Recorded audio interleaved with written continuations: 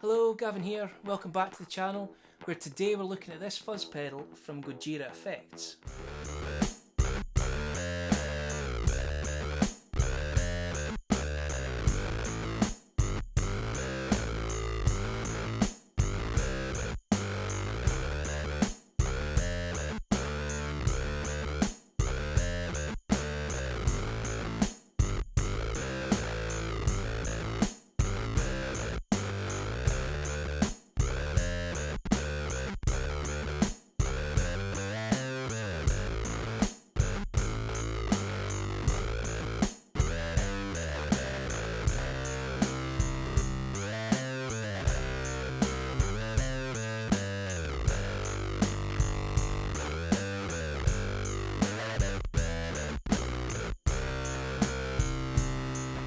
This isn't the first Gojira pedal I've looked at on this channel. In fact, one of the first videos I put up was their subdark and octave up pedals.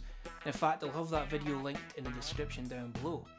But quite quickly after I used those pedals, I realised just how great these pedals were and looked at what else he had in that range.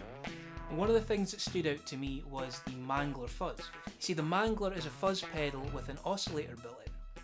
So you can blend that into the fuzz sound and get some crazy synth sounds.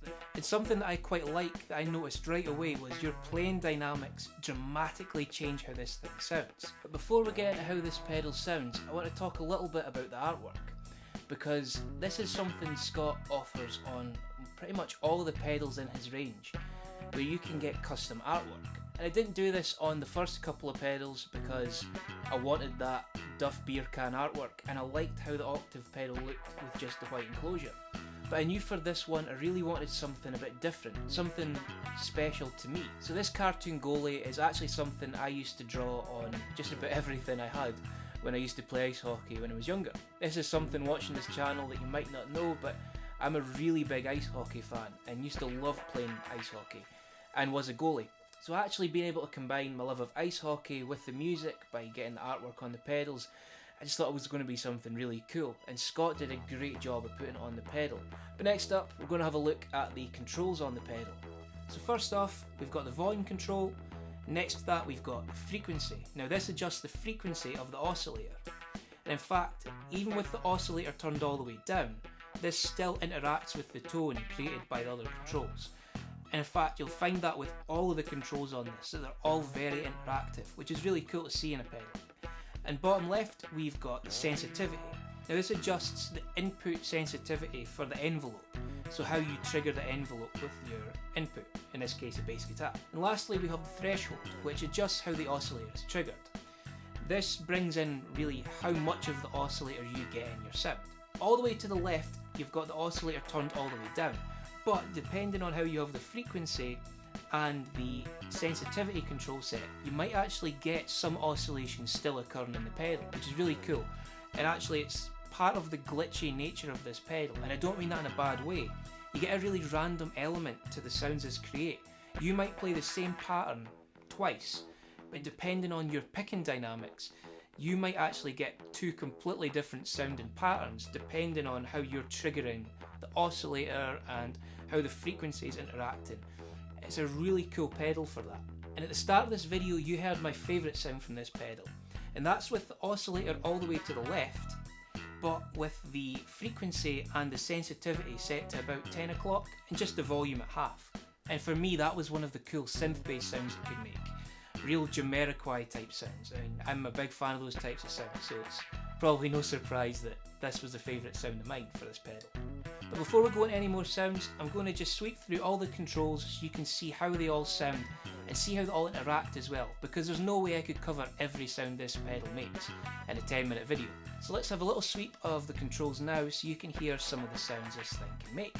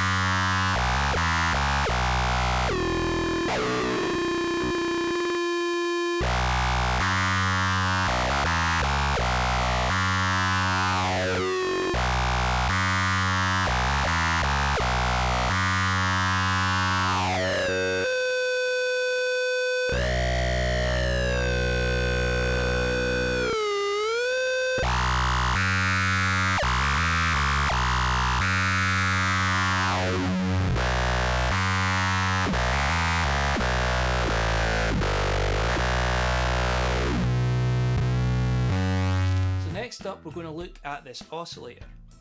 Now, depending on where you've got that set, as I said before, you'll get drastically different sounds. You see, with this oscillator turned up, you're really getting that oscillator sitting under the notes you're playing, and in fact, you can't turn the oscillator off. I'd recommend really that if you wanted to use the sound in the clip you're about to hear, you'd be better having a volume pedal set before or after this, so that you can swell it in or out. Because if you were just to leave this pedal on when you weren't playing, you would get that oscillator playing the whole way through. Again, that could create a really cool effect, but I would recommend having a volume pedal just so you can control it. But for me, what I really liked was when I blended this control in. Again, I've only got it set really halfway up, but when I blend this control in, it creates this sustain in the notes that wasn't there before. Adding that oscillator underneath just gives this level of sustain that you wouldn't have had without it. If you were to let notes ring, it's like this fills in the gaps where your notes would taper off. So it just builds up this huge sound. I actually really liked that sound once I found a setting that worked with the key that I was in. So that's something I would definitely recommend. Play about with it and find where it sits right for what you're playing. This is definitely a pedal that likes the higher register. When you play slightly higher on fretboard, it just creates these huge sounds. Same idea as when you use a Boss OC2 or any analog octave pedal. You'll find that the lower you go, it's not quite as clear. But unlike those pedals I mentioned, this will still track down really low. You'll just find that there's certain sweet spots on the neck for some of the sounds in this. But really, without just letting you hear it, you'll never know how this oscillator sounds because it is a totally unique sound. So let's have a listen to that now in the next clip.